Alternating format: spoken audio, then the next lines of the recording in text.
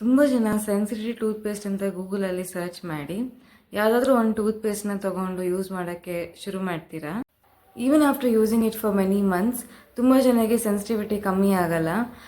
For even verse ಸೆನ್ಸಿಟಿವಿಟಿನ ಜಾಸ್ತಿ ಆಗ್ತಾ ಹೋಗುತ್ತೆ. ನಮ್ಮ ಹಲ್ಲಲ್ಲಿ ಏನಾದರೂ ತೊಂದರೆ ಇದ್ದರೆ ಹಲ್ಲು ನೋವು ಬರೋದಕ್ಕಿಂತ ಮುಂಚೆ ಸೆನ್ಸಿಟಿವಿಟಿ ಬರುತ್ತೆ. ಸೊ ಫಸ್ಟು ಈ ಸೆನ್ಸಿಟಿವಿಟಿ ಯಾಕೆ ಬರ್ತಾ ಇದೆ ಅಂತ ನೋಡಬೇಕು. There are many reasons for sensitivity.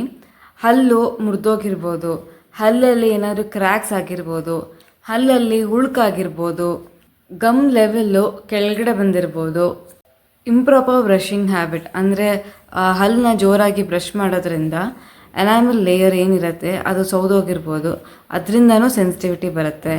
Excessive consumption of acidic food and carbonated drinks, ಇದರಿಂದನೂ ಸೆನ್ಸಿಟಿವಿಟಿ ಬರುತ್ತೆ. ಟೀತ್ ಗ್ರೈಂಡಿಂಗ್ ಹ್ಯಾಬಿಟ್, ಇದರಿಂದ ಮತ್ತೆ ಹಲ್ಲು ಸೌದು ಹೋಗೋಕ್ಕೆ ಶುರು ಆಗುತ್ತೆ. ಹಳೆ ಕ್ರೌನ್ಸು, ಹಳೆ ಫಿಲ್ಲಿಂಗ್ಸು, ಇದರಲ್ಲಿ ಏನಾದರೂ ಗ್ಯಾಪ್ ಬಿಟ್ಕೊಂಡ್ರೆ ಮತ್ತೆ ಸೆನ್ಸಿಟಿವಿಟಿ ಬರೋಕ್ಕೆ ಶುರು ಆಗುತ್ತೆ. So do not self medicate sensitivity toothpaste. First dentist ಹತ್ರ ಹೋಗಿ ಏನು ತೊಂದರೆ ಇದೆ ಅಂತ ತೋರಿಸ್ಕೊಂಡು ಟ್ರೀಟ್ಮೆಂಟ್ ಮಾಡಿಸ್ಕೊಳ್ಳಿ. ಆ್ಯಂಡ್ ಇಫ್ ಅಟ್ ಆಲ್ ಅವ್ರು ಏನಾದರೂ ಈ ಟೂತ್ಪೇಸ್ಟ್ನ ಯೂಸ್ ಮಾಡೋಕ್ಕೆ ಹೇಳಿದ್ರೆ ಆವಾಗ ಮಾತ್ರ ಯೂಸ್ ಮಾಡೋಕ್ಕೆ ಶುರು ಮಾಡಿ.